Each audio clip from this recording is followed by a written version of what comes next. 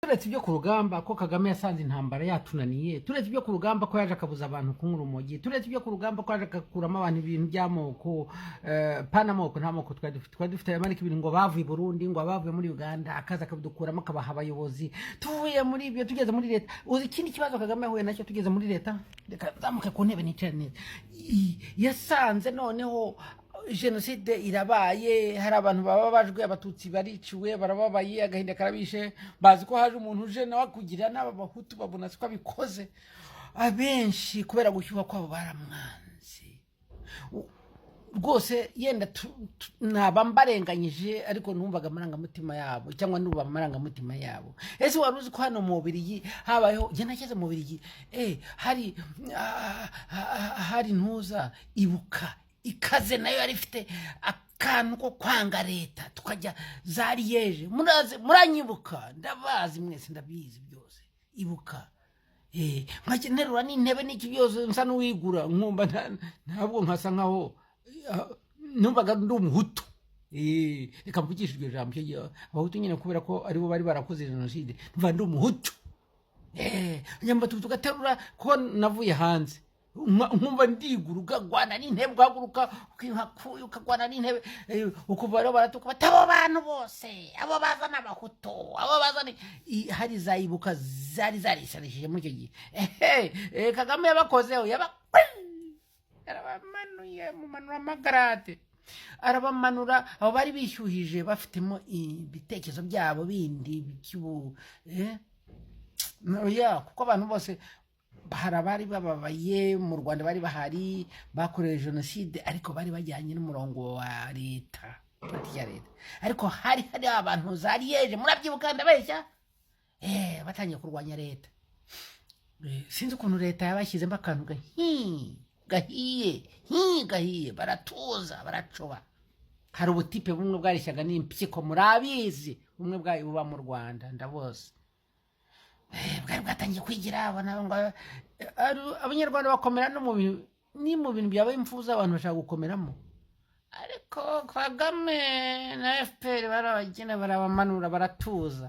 Nyuma baza guhinduka abantu ba FPR, bamwe baratangiye kwikomeza mu bintu byayibuka, babona ukabona batangiye kujugunya, bagize ikintu cy'ikiguri umetse, ukabona n'abantu bakomeye muri ibyo, bikomeza muri ibyo. Nyuma barahindutse bahinduka abantu ba FPR. Nero bagatangiye gushaka kugusuzugura, bihinduye abantu ngo ba FPR bakomeye cyane. Buragabure ubuginga butanafashe n'umututu, tafashe siraha amabera nyoko, buratangiye. Uzi ko nageze ahantu nanjye ntangiye kuba umuntu mubi, ntangiye kuvuga ngo ibi birarutwa n'uwapfuye, ibitekerezo bitangira kuba bibi. Abantu ni abantu bazakubeshye, umuntu arapfusha arangiza akaba mubi. Hari abantu bayibuka bahise bahinduka leta mu kanya gato, ariko leta irabacecekesha, barongera aba bantu beza.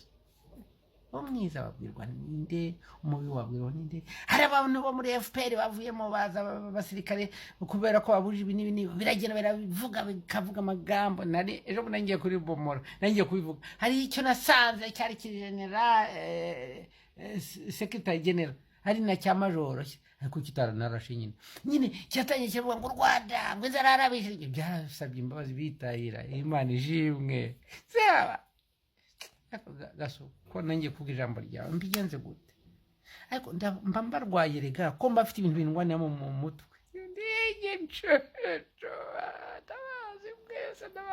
None abaresikape batangira kwisarisha, byari inkotanyi batangira kwisarisha, noneho babandi barwanya leta nabo bagaheboneraho ngo ntabwo mwatsinda Kagame, it is not today. Rega ntabwo ugenda umupfumu nkoresha ubwonko, ariko mba mbigisha.